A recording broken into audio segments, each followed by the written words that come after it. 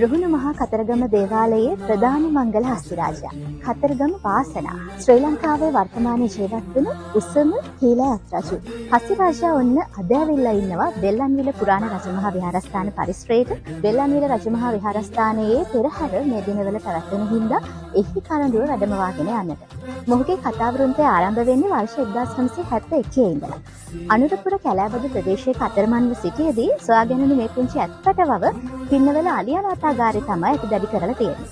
පස්සේ 1978 දී එවක අමාත්‍යවරයෙකු විමලා කන්නන්තර මහත්මිය විසින් තමයි රුහුණු මහා කතරගම දේවාලයට කතරගම රාජාව පූජා කරලා තියෙන්නේ. කතරගම රාජා කතරගමට වාසනාව අරන් ආපු කතරගම වාසනාව උනේ නිකම්ම නෙමෙයි. මොකද දරුණු ජීවිත අනතුරු දෙකකින්ම තමන්ගේ ජීවිතය බේරා ගන්න මේ අත්රජු සමත් වුණා. ඉතින් ඒ නිසා තමයි කතරගම රාජා කතරගම වාසනා කියන නමට පරිවර්තනය වුණේ. සිය දිවිගමනේ 55 වන යුගයේ පසු කරන කතරගම වාසනා කතරගම දේවාලයේ පෙරහැරට සම්බන්ධ වෙනවා වගේම දිවයිනේ තවත් බොහෝ සුප්‍රසිද්ධ පෙරහැර මංගල්‍යවල සංස්කෘතික ශෝභමානය විදාපාන. ශ්‍රී ලාංකේය සංස්කෘතික හා ආගමික උරුමයේ ජීවමාන සංකේතය.